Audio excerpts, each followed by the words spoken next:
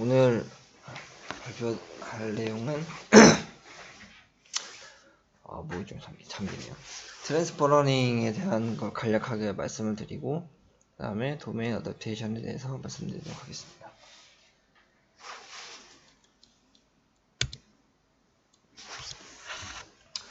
먼저 트랜스퍼 러닝에 대해서 먼저 설명을 드리자면은 크게 나눌 수 있는 게 단어 나온 그대로예요. 그러니까 옮긴다는 학습한 어떤 내용에 대한 지식을 옮긴다는 형태로 되어 있는데 A번에 있는 부분이 이제 마우스 포인트 좀 바꿀게요. A번에 있는 게 옛날 부분, 즉 서로 다른 태스크가 있으면 그 태스크는 각각은 그 태스크에 대해서만 학습이 되는 시스템으로 되어 있습니다. 그냥 동그라미 거, 세모 거, 네모 거. 근데 트랜스퍼 러닝 같은 경우에는 우리가 이 다이아몬드 꼴에 되어 있는 거에 대한 레이블링, 즉 인포메이션이죠. 인포메이션이 없더라도 이 다른 소스 태스크에 있던 알고 있는 자료가 있는 태스크에 있는 지식들을 가지고서 학습을 시킬 수 있다. 즉 이것들 소스에 있는 것들을 이용할 수 있다는 형태의 개념으로 보시면 됩니다. 먼저 이 서베이에서 있었던 트랜스퍼 러닝은 크게 보자면 다음과 같이 나올 수가 있는데요. 제가 그림을 다시 그리는 건데 먼저 인덕티브랑 그러니까 트랜스덕티브 찾아보니까 트랜스덕티브라는 단어는 이제 이 트랜스 때문에 붙은 느낌이고 따로 어떤 영치가는 자주 쓰는 단어는 아니더라고요. 그러니까 언슈퍼바이드가 있는데 먼저 계보가 없는 언슈퍼바이드 트랜스퍼 같은 경우에는 방금 전에 그림을 봤던 소스랑 타겟 도메인 어디에도 레이블이 없는 겁니다. 즉 이제 소스든 타겟이든 나는 갖고 있는 레이블이 하나도 없는 말 그대로 정말 언슈퍼바이드하는 경우고 위에 두 가지에 대해서는 좀 다릅니다. 위에 거 같은 경우에는 타겟 도메인에 있는 레이블을 이용할 수가 있고 밑에 거 같은 경우에는 이제 소스 도메인. 근데 이제 오늘 저희가 할 것은 이제 도메인 어댑테이션에 대한 부분입니다. 인덕티브 같은 경우에는 크게 또 두 가지 케이스가 나올 수가 있는데 이제 소스 도메인에 레이블이 없는 경우하고 이제 소스 도메인에 레이블이 있는 경우인데 솔직히 페이퍼 서베이를 읽어보니까 그 구분이 약간 모호해요. 그래서 트랜스퍼 러닝이라는 구분보다는 아예 요즘에는 도메인 어댑테이션이라는 프로세스로 새로 나오고 있는 추세인 것 같습니다. 업션을 하자면 이 트랜스퍼 러닝 2010년도에 나온 서베이에서는 이제 도메인이 서로 다르고 아까 봤던 것처럼 세모 동그라미처럼 도메인이 서로 다르고 하지만 싱글 태스크 즉 하려는 게 같은 겁니다. 예를 들면 내가 갖고 있는 거는 음악 관련된 건데 찾으려는 거는 사람 이미지 이런 식으로 너무 상이하지 않은 그런 싱글 태스크로 되어 있어요. 근데 도메인이 다른 부분 그래서 이제 도메인을 어댑테이션 하는 부분으로 되어 있습니다. 요약하자면 앞에 있었던 것들 중에서는 이제 소스 도메인과 타겟 도메인 두 개를 나누면 이제 이용할 수 있는 레이블을 이용할 수 있는 부분이 이제 다 다릅니다. 인덕티브 같은 경우에 두 가지 케이스를 나눌 수가 있는데 하나는 소스 도메인의 레이블을 이용할 수 있고 나머지는 이용할 수 없고 하지만 둘 다 타겟 도메인에 대한 걸 이용할 수 있습니다. 어떻게 보면 이제 슈퍼바이즈드 비슷한 건데 뭐 요렇게 보면 슈퍼바이즈지만 이렇게 전체로 봤을 때 얘는 약간 세미 느낌이 나는 거고 이거는 이제 완전 풀리하게 슈퍼바이즈가 되는 거죠. 그리고 트랜스덕티브 같은 경우에는 소스 도메인에서는 이용할 수 있지만 레이블을 타겟에서는 이용할 수가 없습니다. 언슈퍼바이즈는 당연히 아무것도 이용할 수 없겠죠. 여기 보면 이제 간략하게 그 각각에 대한 특징을 나타내는데 인덕티브에서 인스턴스 트랜스퍼라는 용어라든지 이런 파라미터 트랜스퍼라는 이런 용어가 또 파생이 돼요.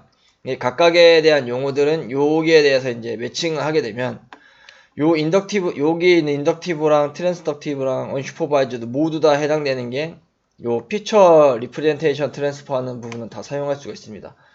느낌으로는 이제 피처를 표현하는 형태이기 때문에 굳이 언슈퍼바이즈를 하지 않는다고 하더라도 클러스터 형태, 리그레션 모델 형태로 이제 이용할 수 있는 것 같고 그리고 이제 아예 이용할 수 없는 언슈퍼바이즈를 제외한 나머지 두 개 인덕티브와 트랜스덕티브 같은 경우에는 리웨이트 하는 형태로 이제 인스턴스 트랜스퍼라는 용어로 해서 웨이트를 다시 계산하는 형태로 이제 적용이 가능하고, 하고 이 두 가지는 마찬가지로 이제 파라미터를 다시 쉐어하는 파라미터들을 이제 트랜스퍼 한다든지 이런 형태로 이제 이용이 가능합니다.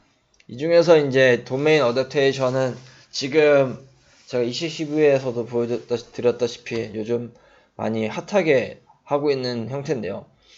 원래 개요 같은 경우에는 크게 두 가지 팩터로, 그러니까 이렇게 T와 D 있을 때 위에 그룹과 밑에 그룹을 이렇게 나눌 수가 있는데, 우선 원래 계보에서 트랜스덕티브를 거쳐서 도메인 어댑테이션을 되는 어쓰션에는 다음과 같이 이제 기호로 표시하자면, 이 T는 태스크입니다. 그리고 D는 도메인이라고 보시면 돼요. 먼저 태스크 같은 경우에는 이거 이그잠플 이해를 위해서 했어요. 태스크, 소스에 있는 태스크랑 타겟에 있는 태스크가 다르다는 것의 의미는 두 개 사이의 도메인의 레이블 자체가 다른 겁니다. 그러니까 이제 태스크가 다르다는 건 이제 업무가 다른 거니까 두 개의 레이블 자체의 성격도 다르고, 예를 들면은 여기 이그잠플로 소스가 바이너리 다큐먼트 클래스로 해가지고 A 혹은 B 이런 식으로 이제 바이너리하게 하는 걸 소스가 갖고 있다고 하면, 타겟은 이 소스랑 다르게 레이블 개체 자체가 이제 10개의 클래스로 확 늘어나는 형태예요. 그래서 레이블이 갖고 있는 공간 스페이스가 다른 형태고, 두 번째는 분포가 다릅니다. 논문에서 되게 이야기 되게 난해하게 설명을 해놨는데, 요약하자면 이제 두 개의 분포, 그러니까 분포한 거를 그래프 형태로 이제 디스트리뷰션에서 분포를 보게 되면 두 개의 분포가 엄청 상이하게 멀리 떨어져 있는 언밸런스한 형태를 취하고 있어요. 요게 이제 테스트가 같지 않은 형태고, 이제 뒤에서 이제 이러한 디스트리뷰션 다른 부분을 도메인 어댑테이션에서는 하나로 뭉치는 걸 이제 설명을 드릴 거고, 도메인이 다르다는 거는 피처 스페이스가 다르다는 겁니다. 그래서 이제 X, 소스에 있는 X는 요소들이겠죠.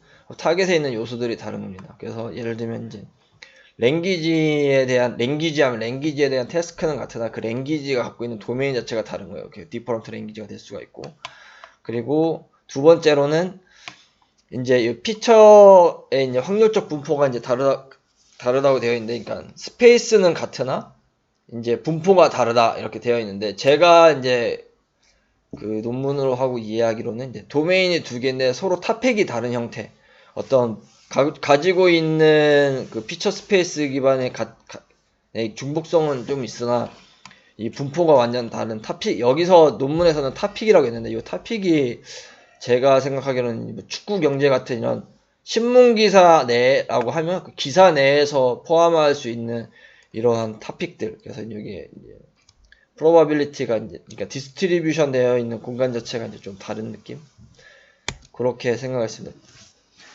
좀 더 구체적으로 그 계보를 먼저 설명을 드리면, 앞에 거는 트랜스퍼 러닝 했을 때에 2010년도에 있었던 저자가 정의한 내용입니다. 여기서 이제 도메인 어댑테이션이 파생이 되고, 이 도메인 어댑테이션이라는 것만 가지고 이 다른 페이퍼 서베이 논문에서는 다시 요약을 했어요. 이 논문이 2018년도에 나온 서베이입니다. 최신 거죠. 보면 이제 도메인 어댑테이션을 이제 여기서는 디퍼런트 도메인의 싱글 타스크라고 했는데, 이런 걸 다 다시 재정립해가지고 언슈퍼바이즈드랑 슈퍼바이즈드, 세미 슈퍼바이즈드 형태로 좀 더 세분화시켰습니다. 그래서 도메인 어댑테이션을 이제 멀티 스텝 도메인 어댑테이션이라고, 아까 여기 봤던 요러하게 트레디셔널하게 진행하는 거를 이쪽 소스에 있던 걸 한 번만 옮기면 이게 원 스텝입니다. 근데 이제 이걸 여러 번 할 수도 있겠죠. 동그라미 있는 걸 가지고 트랜스퍼해서 네모를 하고, 네모 있는 걸 다시 트랜스퍼해서 육각형을 하고 이런 형태로 진행할 수가 있는데, 이런 형태를 이제 멀티 스텝이라고 하는데, 여기서 다루는 거는 주로 싱글 스텝을 많이 하게 되고, 멀티 스텝 도메인이라고 해봤자 이 중에서 하나의 그룹을 픽하게 되면은 이 하나의 그룹 자체가 싱글 도메인 어댑테이션이기 때문에 멀티 스텝 자체가 싱글 스텝에 모여가지고 이제 만들어진 형태라, 이제 싱글 스텝 도메인에 대해서만 이제 그래프를 표현을 했습니다. 그래서 피처의 분포에 따라서 이제 호모지니어스와 헤테로지니어스로 나눠지고, 이 뭐 각각의 슈퍼바이저와 언슈퍼바이저는 생각하시다시피 이제 타겟 도메인에 레이블이 있느냐 없느냐의 차이입니다. 그래서 레이블이 있으면 슈퍼바이저드고 없으면 당연히 언슈퍼바이저드고 타겟 도메인에 세미 같은 경우에는 있긴 있는데 레이블을 된 게 조금밖에 없고 나머지 대다수가 이제 언슈퍼바이즈드하게 레이블이 없는 형태를 여기서는 세미 슈퍼바이즈드라고 정의를 하고 있습니다. 그래서 이 저자도 이 트랜스퍼 러닝에 대한 페이퍼를 참고를 했기 때문에 앞에서 설명한 트랜스덕티브 트랜스퍼 러닝 솔루션 중에서 이 도메인 어댑테이션 DA 메소드가 있다는 걸 알고 이 DA에 대한 걸 다시 풀어서 사용하고 있습니다. 그래서 태스크가 같지만 도메인이 상이하기 때문에 이 다른 도메인에 있는 거를 더 많은 데이터에 있는 아이들을 가지고 더 적은 데이터 도메인에 있는 아이들을 학습시키는 형태로 진행한다고 이제 할 때 사용한다고 하였습니다. 요 그림만 이제 좀 디테일하게 보자면 먼저 원스텝 도메인 어댑테이션에서 호모지니어스 스텝 같은 경우에는 나와 있는 대로 이제 스페이스가 같으니까 소스와 타겟 도메인에 대한 스페이스 공간 자체가 같은 걸 이제 호모지니어스라고 합니다. 그리고 반대로 이 갖고 있는 피처가 좀 이질적인 상이한 피처 공간 피처 스페이스를 갖게 되면은 이걸 헤테로지니어스라고 정의하였습니다. 네, 각각에 대한 호모지니어스와 헤테로지니어스는 레이블의 유무에 따라 슈퍼바이즈드에서 슈퍼바이즈드까지 나눠지면서 여기엔 이제 레이블들 같은 경우에는 불충분한 태스크, 즉 슈퍼바이즈드라고 되어 있어도 이 타겟 도메인에 있는 레이블을 사용할 수 있어도 기본적으로 도메인 어댑테이션 자체가 풍성한 데이터에 있는 도메인의 정보를 다른 타겟 도메인에 대해서 이제 적용을 하는 거기 때문에 타겟 도메인이 슈퍼바이즈드라고 해도 인포메이션이 되는 레이블된 데이터셋은 많이 부족하게 된 걸 가정하고 있습니다. 세미는 그 중간 정도고 언슈퍼바이즈드는 당연히 타겟에 대해서 로우 데이터만 존재할 뿐 아무런 레이블 데이터가 없는 형태로 되어 있습니다.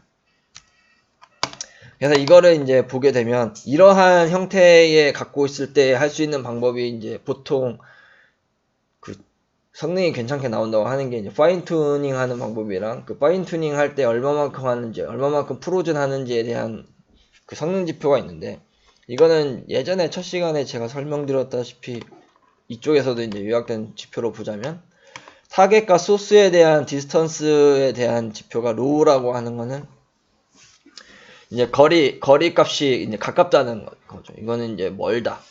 이렇게 되게 되면은 데이터셋이 많은 경우에, 즉 타겟 데이터셋이 많은 경우에는 다 새로 몽창해요. 왜냐면 어차피 데이터 많으니까.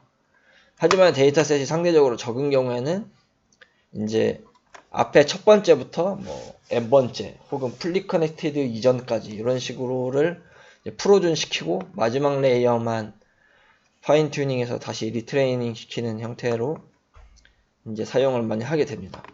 그 우리가 흔히 아는 파인 튜닝 베이스랑 똑같게 되는 거죠. 이런 도메인 어댑테이션 할 때 궁극적으로 저희가 파인 튜닝 하는 거랑 조금 다른 게 이런 식으로 데이터가 많아서 튜닝하는 거 자체는 이제 거의 없고 실질적으로는 이제 디스턴스가 있고 데이터가 적기 때문에 일부의 레이어를 프로즌하는 형태가 많아요. 근데 프로즌하는 것보다는 풀리한 전체 지식을 다 트랜스퍼하는 것 자체가 이제 성능이 더 좋겠죠. 그래서 도메인 어댑테이션에서 지향하는 거는 이 두 개의 소스 도메인이 이러한 분포의 그래프를 나타낸다고 쳤을 때 여기 빨간 게 소스, 여기 파란 게 타겟 도메인이라고 하면 요 두 개의 그래프가 합쳐져 있는, 두 개의 데이터셋가 합쳐져 있는 요 스페이스에 대한 도메인 컴퓨전이 맥시멈이 되게 합니다. 지금 이걸 보게 되면은 이렇게 도메인을 하이퍼 플랜으로 나누게 되면 빨간 거, 파란 거 이렇게 분명하게 나눌 수가 있잖아요. 근데 여기서는 그게 아니라 이 타겟 도메인을 소스 도메인의 분포랑 유사하게끔 만들어줘야 우리가 이 소스 도메인에 있는 인포메이션을 가지고 타겟을 분명하게 분류할 수가 있어요. 그래서 최대한 도메인이 잘 분류되지 않게끔 하는 형태로 진행이 되게 됩니다. 여기 컴퓨전 관점에서는. 그래서 실제로 이러한 형태를 진행을 할 때 있는 어프로치가 있는데 그 중에 예시를 제가 몇 개를 들고 왔는데, 그러면 이렇게 도메인에 대한 데이터 분표를 복잡성, 그러니까 컴퓨즈를 높이는 형태도 있지만 실질적으로 잘 분류도 돼야 되기 때문에 클래시파이어 하는 형태의 레이블에 대한 클래시피케이션 로스는 또 줄어들어야 돼요. 그러니까 물병이나 강아지 이런 거는 또 다 잘 분류하게끔 로스를 줄여야 된단 말이죠. 이걸 적절하게 조합을 해서 다음 같은 이그젬플에서 있는 페이퍼에서는 소스 데이터 같은 경우가 이렇게 백팩부터 바이크까지 이런 식으로 갖고 있고 타겟에 대한 데이터셋도 갖고 있는데 얘는 백팩만 알고 이 나머지에 대한 레이블은 전혀 존재하지 않습니다. 이런 형태가 있었을 때 쉐어드된 두 가지의 컨볼루셔널 네트워크를 통과해서 이제 풀리 커넥티드를 거치는데, 그럼 이쪽에 있는 피처와 이쪽에 있는 피처가 뽑히겠죠. 요 두 개에 뽑혀 있는 피처의 관계를 가지고 클래시파이어 로스랑 컴퓨전 로스, 그리고 이 전체를 포함해서 이 지금 들어온 거에 대한 클래시피케이션 로스까지 계산해 가지고 이제 전체 로스를 수행하게 됩니다. 요거 같은 경우에는 LC 로스랑 이 컴퓨전하고 소프트 레이블, 소프트맥스 되어 있는 요 부분에 대해서 했는데, 수식을 보면은 우리가 알고 있는 그 수식이랑 똑같아요. 근데 그 수식을 어떻게 조합했냐에 대해서 이제 차이가 나는 겁니다. 그래서 궁극적으로는 이제 학습을 하게 되었을 때 이제 소프트 레이블 된 디스트리뷰션을 이제 물병을 넣고 물병 비스무리한 애들을 넣었을 때 피처를 뽑아가지고 클래스를 뽑으면 물병 혹은 머그컵 이런 형태에 대해서 이제 우리는 여기에 대한 레이블을 주지 않으니까 이런 형태에 대해서 최종 클래스를 갖게끔 학습이 되고 이제 거기에 대해서 오차는 좀 있겠죠. 비슷하게 생긴 애들에 대해서는. 그리고 나머지에 대해서는 이제 프로버빌리티가 떨어지는 형태로 학습이 되게 됩니다. 그래서 이제 어답티브하게 하게 됐었을 때에 이제 백프로파케이션으로 계속 학습을 하게 되면 지금 여기 있는 데모 같은 경우에는 이제 예를 들어 병에 대한 케이스에 대해서 이제 병 비스무리한 게 들어가서 계속 학습을 하게 됐었을 때 다음과 같이 이제 랩탑이나 이런 거 같은 경우에 대한 가중치는 떨어지고 병 비스무리한 거에 대해서만 이제 히스토그램 분포를 했을 때 거기에 대한 프로바빌리티가 점점 높아지는 형태로 이제 학습이 되는 겁니다. 그리고 이제 저렇게 이미지 두 개에 대해서 진행하는 거 말고 이렇게 이미지 하나에 대해서 하되 이제 백프로파게이션에 대한 접근 자체, 수식 자체를 이제 수정해가지고 언슈퍼바이즈드 도메인 어댑테이션을 수행하는 경우가 있었어요. 이거 같은 경우에는 요 앞에 있는 부분이 피처를 뽑아내는 부분입니다. 그리고 요 파란색 부분이 원래 우리가 맨날 했다시피 그 클래스 레이블이 있는 그 소스 파트, 소스에 대한 파트에 대해서 소스의 클래스 레이블. 그리고 빨간 색깔 같은 경우가 이제 도메인 클래시파이어라고 되어 있는 게 여기가 이제 타겟 부분이 되는 겁니다. 그래서 여기에 들어오는 이미지에 대해서도 이 로스가 이제 낮게끔, 여기 클래스에 대해서도 이제 로스가 낮게끔 학습을 하는데, 여기에 새롭게 들어간 팩터가 이제 그레디언트 리버설 레이어라고, 이게 학습을 할 때에 두 개의 도메인이 시밀러하게 학습을 시킬 때에 역으로 되어 있는 그 수치값을 줘가지고 학습을 하게 됩니다. 자세한 건 이제 페이퍼에 나와 있는데, 원래 백프로파게이션을 학습하는 이 팩터에 이거 두 개가 섞여 있는데 여기 있는 도메인 클래시파이어에 이제 음수값을 줘서 학습하는 형태로 되어 있습니다. 그래프적으로 보자고 하면 이게 같은 엠리스트라고 쳤었을 때 여기 엠리스트 숫자고요. 여기 엠리스트 M이라는 컬러가 들어가 있는 숫자죠. 배경이 있는. 그러면 어댑테이션을 하지 않은 형태로 해서 두 개의 데이터셋을 분포를 하게 되면 이 두 개의 데이터셋이 소스랑 타겟이 다음과 같이 이제 비주얼라이제이션 했을 때 명확하게 구분이 돼요. 그 말은 얘하고 디스트리뷰션 이렇게 피처의 분포도가 이렇게 명확하게 구분이 되면 우리가 요 앞 엠리스트에서 학습한 걸 가지고 엠리스트 M에 적용했을 때 정확도가 좋지 않을 수밖에 없는 거죠.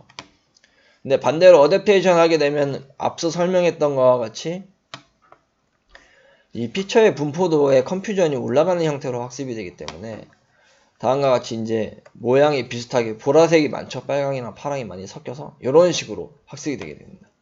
그리고 이제 분포도가 이제 다른 형태인 사인 이 자동차 표지판으로 했었을 때는 어댑테이션을 하지 않은 경우에 있어서는 여기 있는 사인에 대한 게 이제 사인에 있는 숫자 요 넘버들이죠. 요 넘버들을 가지고 여기 이게 제가 약어를 까먹었는데 이것도 제가 추출한 값이에요. 그래서 숫자들이 실제 이미지에서 이런 거랑 하게 되면은 지금 다음과 같이 이제 같은 숫자임에도 불구하고 가지고 있는 피처 공간이 다르기 때문에 분포도가 이렇게 나타나는데 요거를 이제 어댑테이션을 해서 같은 분포의 형태가 되도록 이제 학습을 시켜주는 겁니다. 그래서 실제 결과를 보게 되면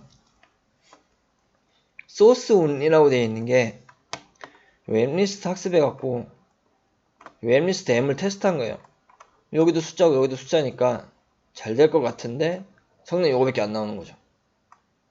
얘 맵리스트 M만 가지고 학습을 해서 테스트를 하면 0.9가 나오는데 이걸 가지고 학습해서 그냥 얘에다 했더니 0.5밖에 안 나오는 겁니다. 같은 숫자임에도 불구하고. 바꿔 얘기하면 우리가 같은 숫자인데도 불구하고 도메인에 대한 게 이질적이게 되면은 다음과 같이 이제 미리 기학습되어 있는 모델을 사용할 수가 없다는 말이죠. 그래서 이걸 가지고 요 피처 도메인에 대해서 어댑테이션, 레이블이 없는 상태에서 어댑테이션 했더니 0.7까지 이런 식으로 이제 증분이 되는 걸 볼 수 있습니다. 증분이 좀 많고 원본이랑 그나마 차이가 별로 없는 것 같은 경우에는 이렇게 번호판이란다. 이 표지판 같은 경우에는 이런 거에 비해서 그렇게 피처 공간이 많이 다르지가 않아서 의외로 이제 도메인 어댑테이션 했을 때 성능이 좀 좋게 나오는 형태로 이제 볼 수가 있었고, 생각보다 잘 돼야 될 것 같은데 안 됐던 부분 중에 하나가 이런 숫자들이 학습을 했던 SVHN 같은 경우에서는 이제 바로 엠리스트가 이제 약간 요거 같은 경우에는 이미지에서 따온 거라 거의 정자체가 많은데 여기는 필기체가 많다 보니까 그냥 정자체에 있는 걸 학습해서 필기체로 하게 되면 50%밖에 나오지 않습니다. 요거만 하면 엠리스트만 하면 99%까지 나오는데, 그래서 이제 요런 형태로 하게 되면 0.7까지 성능이 올라가는 걸 이제 볼 수 있었습니다. 그리고 이제 마지막으로는 제가 이제 원래 제 토픽이기도 한 리아이디 쪽에 이제 적용한 걸 보면은 이게 도메인 어댑테이션이라는 단어를 보게 되면 제일 많이 나오는 게 음성 쪽은 제가 찾아보진 않았는데 방금처럼 이렇게 글씨 쪽이랑 이쪽 분야가 되게 많아요. 이유는 나와 있진 않은데 제가 추측하기로는 지금 보다시피 이제 빨강이랑 파랑이 다른 데이터셋인데 어차피 사람 찍어봤자 사람 비율 다 고만고만해서 각도가 정말 이상하게 항공 영상으로 찍지 않는 이상 고만고만해서 도메인이 달라도 어중간하게 비슷해서 아마 이쪽 부분에 많이 적용을 하고 있는 것 같습니다. 많이 사용하기도 하고. 근데 의외로 여기 있는 거 빼서 여기다 넣어놔도 그냥 같은 데이터셋처럼 보이지만 또 막상 테스트를 해보면 다르더라고요. 아무래도 이제 데이터셋 그만큼 모델이 깊고 이제 성능이 잘 나오고 막 이런 형태가 될수록 이제 도메인이 바뀌었을 때 좀 센서티브한 형태가 많이 있나 봅니다. 이 같은 경우에는 타겟 데이터셋에 있는 거랑 소스 데이터셋에 있는 거랑 이제 같이 집어넣게 됩니다. 그래서 같이 집어넣어서 인코더를 거치고, 저는 여기 디코더 부분은 없을 줄라고 생각했는데 여기 겐에서도 이 도메인 어댑테이션이 많이 사용하다 보니까 이 CBPR 2018 논문에서는 자기네들이 디코더 부분을 왠지 추가한 느낌이 좀 들고요. 인코더 부분에서 피처를 추출한 거를 피처를 이제 세 가지 파트로 추출을 해서 이제 요거를 이제 맨 마지막에 레이턴트 피처로 이제 간략화 시킵니다. 네 가지 형태로. 이 형태소에 대한 걸 각각에 대한 타겟에 대한 PC, 소스에 대한 PC를 가지고 조합을 한 뒤에 일부는 클래시파이어에서 클래스 로스를 빼고 일부는 다시 디코더로 증분시켜 가지고 다시 로스를 구합니다.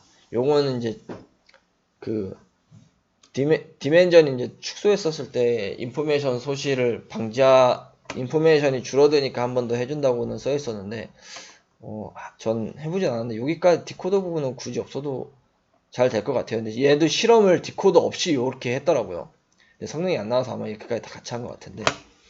그래서 첫 번째로 고려하는 로스는 당연하게도 이제 그라운드 트루스와 카테고리 프리, 그러니까 여기서 나온 로짓이죠. 로짓을 가지고 저희가 아는 이 네거티브 그 방식으로 해갖고 이제 학습을 시킵니다. L 클래스라는 거, 클래시파이어로 해가지고.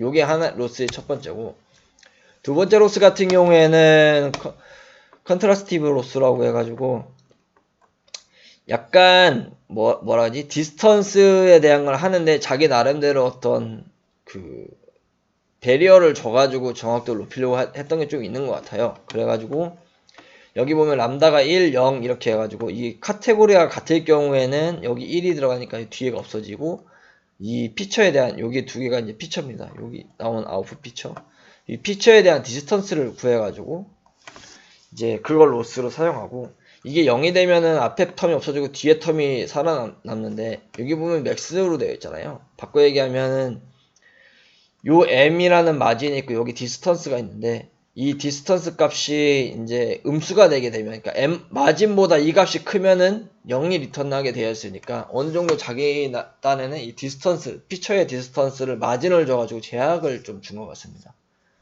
그런 형태로 해가지고 로스를 하나 추가의 팩터를 넣고, 그 다음에 이제 여기 같은 경우에는 이제 그 x, 여기 중간에 있었던 이 인코더에 나온 x 부분이랑, 그리고 요 뒤에 디코더에 나온 x 헷 부분이랑 여기 나와 있는 피처 값이랑 여기 나와 있는 피처 값이랑 디스턴스를 해가지고 또 하나 이제 자기가 명명하기로는 리컨스트럭션 로스라고 명명해서 그 로스를 계산하게 됩니다. 즉 여기서 줄어들었을 때 발생했던 부분하고, 여기 뭐 소스끼리 비교하고 타겟끼리 비교하잖아요. 줄어들었을 때 발생한 계산에서 나왔던 피처의 인포메이션이랑 이러한 피처 스페이스를 거친 다음에 나와서 다시 디코더로 올렸을 때 나오는 이 피처랑 얼마만큼 차이가 있는지 해서, 그래서 이름이 아마 이 소실된 정도를 가지고 계산해서 리컨스트럭션 로스라고 한 것 같아요. 여기 두 가지의 파트에 대해서 이 두 가지의 로스를 구한 뒤, 이제 마지막으로 이제 디퍼런트라는 두 가지의 텀이 있습니다. 요 디퍼런트는 보시면은 이 소스끼리의 차이와 타겟끼리의 차이인데, 여기 보면 이 소스에서 추출되어 나온 정보랑 타겟에서 추출되어 있는 정보들, 즉 여기는 순수 타겟이고 여기는 이제 순수 소스인데, 여기 두 개의 이제 융합되어 있는 요 타겟과 소스의 도메인이 융합되어 있는 곳에서 나오는 이 피처들에 대한 차이를 이제 여기서는 이제 매트릭스 폼이라고 계산했는데, 쉽게 얘기하면은 이 두 개에 대해서 이제 배열을 해가지고 자기 나름대로 이제 리프레젠테이션 해가지고 매트릭스를 만들어서 그거에 대한 벡터 계산을 진행을 한 것 같습니다. 그래서 이제 그거에 대한 벡터 진행한 걸로 로스를 추출하게 되면, 최종적으로 이런 복잡한 일련의 계산 자체는 복잡하진 않는데, 이 수식을 보면 그냥 다 빼기거든요. 빼기 덧셈, 빼기 덧셈, 다 그런 거라서 계산 자체는 복잡하지 않는데, 이 나름대로 이 정확도를 높이기 위해서 이러한 복합 로스에 대한 서메이션을 계산을 한 것 같아요.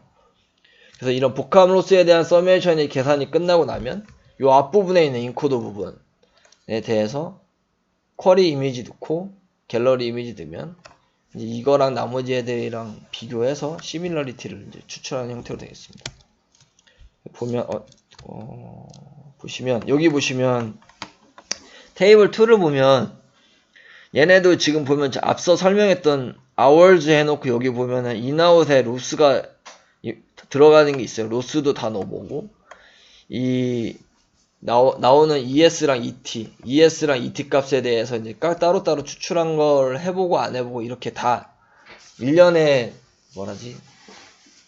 저희 대부분이 그러겠지만 이런저런 방법으로 다 해보고 가장 좋았던 방법을 취득해가지고 저런 로스 서메이션을 한 형태로 해가지고 이게 아웃풋 결과가 나온 것 같습니다. 보시면은 타겟이랑 소스에 대한 그 패치, 사람의 패치에 대한 도메인이 달라요. 그래서 실제로 이제 이 타겟에서 이 소스에서 학습을 하고 이 타겟에서 테스트한 결과가 다음과 같이 있는데, 요게 슈퍼바이즈드에 대한 성능 팩터고, 이게 언슈퍼바이즈드입니다. 보면은 이제 랭크 1이 중요한 팩터이기 때문에 제일 비슷한 랭크 1만 보셔도 되는데, 랭크 1을 보게 되면은 슈퍼바이즈드, 즉 얘 같은 경우에는 듀쿠를 학습하고 듀쿠를 테스트하는 경우에는 랭크 1이 이제 다음과 같이 되는데, 똑같은 알고리즘에 대해서 듀쿠를 학습하고 마켓을 테스트했을 때는 다음과 같이 이제 전체적으로 한 20% 정도, 20%의 정도의 성능 차이가 이제 나게 됩니다. 근데 이 팩터가 지금 여기 표에는 나와 있진 않은데, 자기 걸 가지고 자기가 했을 때 90% 정도가 나오고 남의 걸 했었을 때 70% 정도가 나온다고 치면은, 솔직히 이게 여기 있는 나머지 최신 인포메이션에 근접하게끔 어댑테이션이 된다고 볼 수 있는 거거든요. 그래서 지금 같은 경우에는, 여기 같은 경우에는 이제 비슷한 사람 패치여가지고 사람 패치에 관에 대해서 이제 타겟과 소스 도메인을 나눠서 학습하고 테스트를 했는데도 불구하고, 저희가 육안으로 봤었을 때도 비슷한 사람으로 보였지만, 실질적으로 이제 결과를 보게 되면은 도메인 어댑테이션을 적용하지 않고 원래 자기 것만 해서 하는 슈퍼바이즈드 형태로 했었을 때는 잘 나오는데, 그렇지 않은 형태가 됐을 때는 성능이 많이 떨어지고, 어댑테이션을 해야만 이제 어느 정도의 애큐러시가 보장된다는 거죠. 그래서 반대로 생각하면은 아까 봤던 엠리스트라든지 그 바이오라든지 다른 시그널 쪽에서도 그 비슷해 보이는 이러한 데이터셋을 가지고도 그 도메인 어댑테이션을 적용해야 될 정도가 되기 때문에, 더 유사성이 좀 더 떨어지는 다른 필드 쪽에서는 제가 볼 때는 파인 튜닝에서 하는 것보다는 이런 쪽을 이제 공부하셔서 적용하는 게 아무래도 성능 향상에 좀 더 도움이 되지 않을까 하고 생각을 하고 있습니다. 네, 여기까지입니다. 질문 받을게요. 질문이 많을 것 같은데 잠깐만요.